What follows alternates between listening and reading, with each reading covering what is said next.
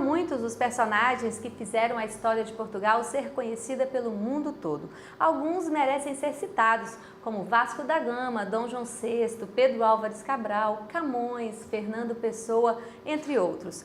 Brasil e Portugal são unidos pela história e até hoje tem muitos brasileiros que se sentem atraídos pelas oportunidades de emprego que os portugueses oferecem.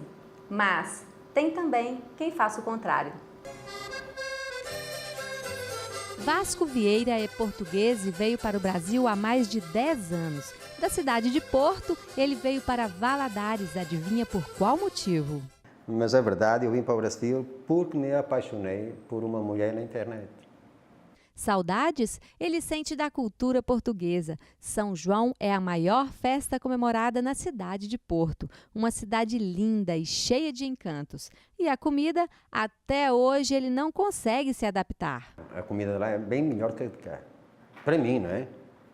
Aliás, eu acho que ainda não me adaptei. Minha comida aqui é carne, arroz, tomate. Carne, arroz, tomate. Não me adaptei ainda à comida aqui. Tem muito molho forte. Lá. Não, mas qualquer pessoa que já esteve lá também fala a mesma coisa. Uma das coisas que me dá muita saudade lá de Portugal é a culinária. Por exemplo, a tripa chamada do Porto, que eu estou com uma saudade louca.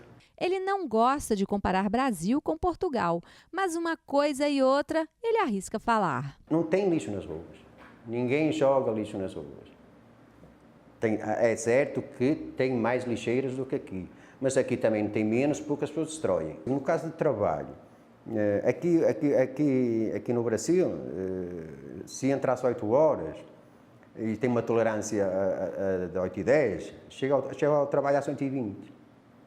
Lá nós entramos às 8 horas, temos uma tolerância até às 8 e 10 e 15 para as 8 já lá estamos. Por exemplo, aqui em Portugal o almoço é um almoço leve, uma coisa rápida, e o jantar sim, o jantar é forçado, onde a gente senta, conversa com a família, janta bem, vai ao café, tomar um café assim, com os vizinhos, onde os vizinhos vão todos tomar café ao mesmo bar, convivem com os vizinhos, tem aquela convivência com os vizinhos. Aqui no Brasil não, aqui no Brasil é o contrário. Almoça muito e janta pouco. No janta aqui é um lanche, eu fui habituado a comer um lanche aqui na janta. Ressalta que ganhar dinheiro em Portugal só se trabalhar muito. Tem brasileiro que vai para Portugal a pensar que vai ganhar dinheiro, ganha se fizer uma vida de sacrifício, de muita dor, ganha dinheiro, dá para juntar dinheiro. Agora, se vai viver, a gente quer viver, se ele vai para viver, não vai juntar dinheiro, vai viver bem, vai, se calhar, com mais regalias que aqui no Brasil, vai, mas não vai juntar dinheiro. E a maior parte do brasileiro que vai para o Brasil, a ideia é ir ganhar dinheiro para construir uma casinha aqui, penso eu. São 13 anos no Brasil, 13 anos que não passa um dia que eu não penso na minha filha, que deixei em Portugal, tenho muitas saudades dela. Ela já veio aqui umas 4 vezes. Tenho saudades da minha mãe, que também está lá, dos meus irmãos, principalmente da minha mãe. Muitas saudades. Uma das coisas que eu tenho muita saudade de Portugal, muito, é o frio. O nome Vasco é bem conhecido na história de Portugal. Um dos maiores navegadores e exploradores do século XV foi Vasco da Gama. Historiadores afirmam que ele estudou matemática, navegação e astronomia. Teve um papel de destaque na era das grandes navegações, sendo o primeiro a levar uma frota da Europa à Índia. Este feito foi muito importante, pois Portugal criou uma rota comercial para comprar especiarias diretamente das Índias. Com isso, a burguesia e a coroa portuguesa passaram a obter lucros expressivos. No fim da vida, foi por um breve período vice-rei da Índia. Outro grande português, bastante conhecido, é Pedro Álvares Cabral. Ele foi comandante militar, navegador e explorador português. Devido a méritos e serviços, foi nomeado por Dom Manuel I a chefiar uma expedição à Índia em 1500, seguindo a rota de Vasco da Gama, contornando a África. O objetivo era retornar com especiarias valiosas e estabelecer relações comerciais na Índia. Mas a esquadra seguiu uma rota muito distante da esperada e, ao avistarem um monte muito alto, resolveram ancorar. Foi dado o nome de Monte Pascoal e Terra de Vera Cruz. Com isso, se tornou um dos maiores heróis nacionais brasileiros, sendo homenageado no dia 22 de abril, dia do descobrimento do Brasil. Algumas homenagens foram feitas a ele, como ter a sua imagem na antiga nota brasileira de 1.000 cruzeiros novos, como a cédula comemorativa de R$10 e a moeda de 1 centavo, que atualmente possui circulação limitada. E você sabia que Dom João VI foi o único rei português coroado nas Américas? Casou-se com Carlota Joaquina e teve 9 filhos. Um deles foi Pedro, que foi imperador do Brasil. Quando Portugal foi invadido pelas tropas do Império Napoleônico em 1807, Dom João VI se transfere com a corte para o Brasil. Eleva a colônia a reino, instala tribunais, bancos, escolas e decreta a liberdade de comércio. Com a morte da sua mãe, em 1818, torna-se rei. Retorna a Portugal em 1821, pressionado pela corte. Deixou seu filho Dom Pedro no trono do Brasil e no dia 7 de setembro de 1822 proclama a independência às margens do rio Ipiranga. Com isso, foi declarado imperador. Por causa de desgaste político em 1831, abdicou do trono e retornou à Europa, deixando seu filho Dom Pedro II no seu lugar no Brasil. Mas somente aos 15 anos de idade ele foi coroado. Com isso, tornou-se imperador. O ato ficou conhecido como golpe da maioridade. Dom Pedro II casou-se e teve 4 filhos. Uma foi a conhecida Princesa Isabel, que acabou com a escravidão no Brasil no dia 13 de maio de 1888. Portugal foi de grande importância para o Brasil, principalmente com as obras literárias. Luís Vaz de Camões é considerado o maior poeta português. Nasceu em Lisboa por volta de 1524 e pertenceu a uma família de pequena nobreza. Seus poemas ficaram conhecidos no mundo inteiro e grande foi sua importância para a literatura. Olha, Camões, ele não é só importante para a literatura brasileira, ele é importante para a literatura mundial. Ele foi um autor que, além de ser uma referência com linguagem de português, ele é uma referência histórica, ele era uma pessoa muito culta, embora fosse do baixo clero, vamos dizer assim. Ele não era da nobreza de Portugal. Mas Camões é um dos maiores escritores do mundo. Ele é épico, a poesia dele é uma poesia épica, ele narra a descoberta do caminho das Índias, de Portugal para as Índias. Sua maior obra foi contada no livro Os Lusíadas, onde narra a bravura do povo português e as grandes descobertas. As armas e os barões assinalados, que da ocidental praia lusitana, por mares nunca de antes navegados, porque ele estava saindo por mares para descobrir caminhos, né? Por mares nunca de antes navegados, passaram ainda além da Taprobana, que é um lugar lá. Em perigos e guerras esforçados, mais do que prometia a força humana, e entre gente remota edificaram novo reino que tanto sublimaram. Então observe aqui uma coisa, o primeiro verso. As armas e os barões assinalados, que da ocidental praia lusitana, por mares nunca de antes navegados. Então navegados rima com assinalados.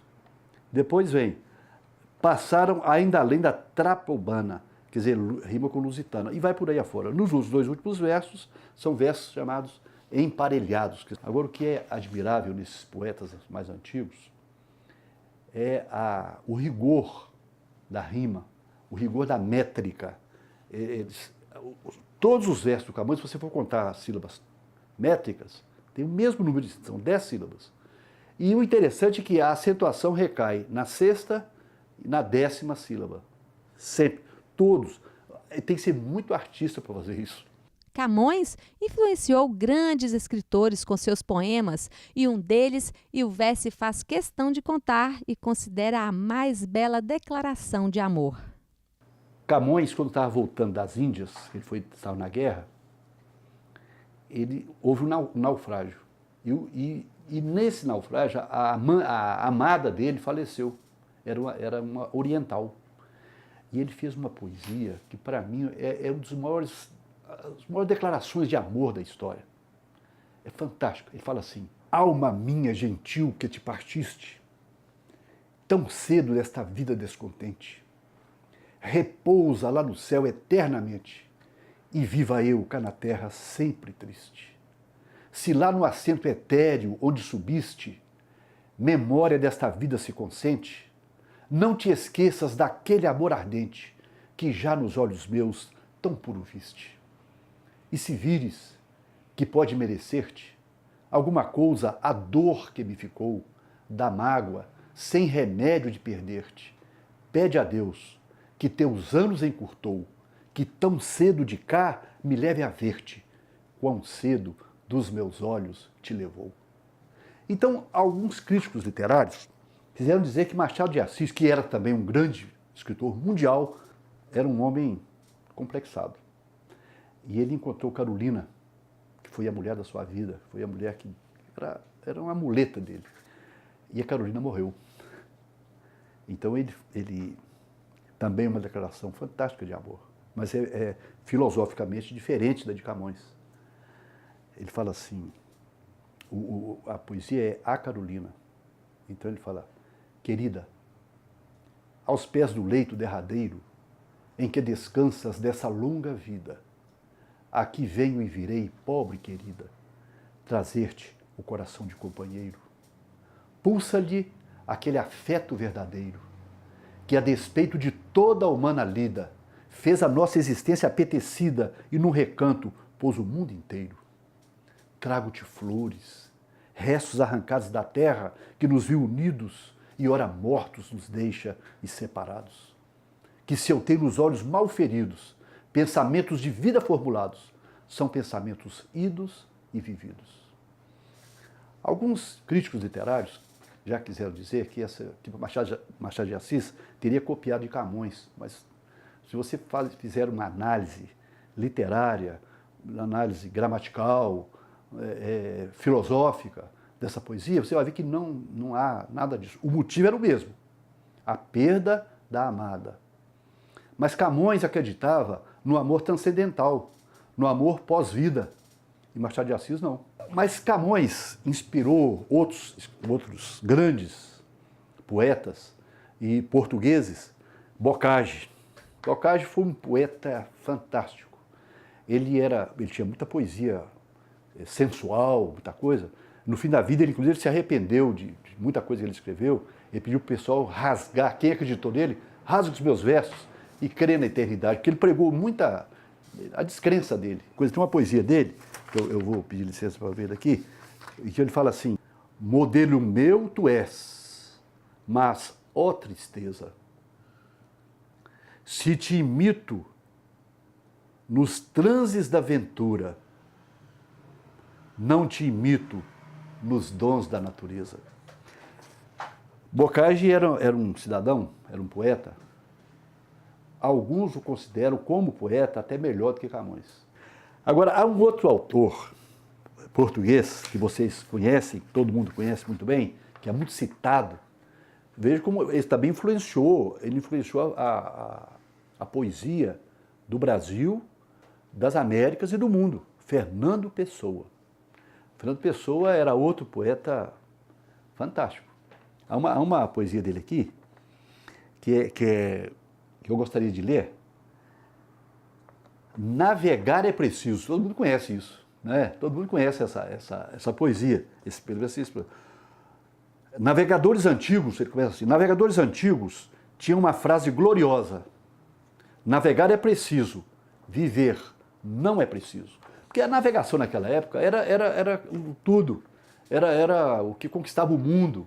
Portugal foi um celeiro de grandes poetas, de grandes escritores. Eça de Queiroz é outro que não vai dar tempo de falar sobre Eça de Queiroz. Ele tem outros livros também que influenciaram muito a a literatura brasileira, a literatura mundial, né? Desde que a família real portuguesa desembarcou no Brasil, o Rio de Janeiro tornou-se a sede da corte portuguesa. Esta estadia causou grandes mudanças na política, na administração, na economia e na cultura do Brasil. Com a proclamação da independência, o Brasil foi criando sua própria história.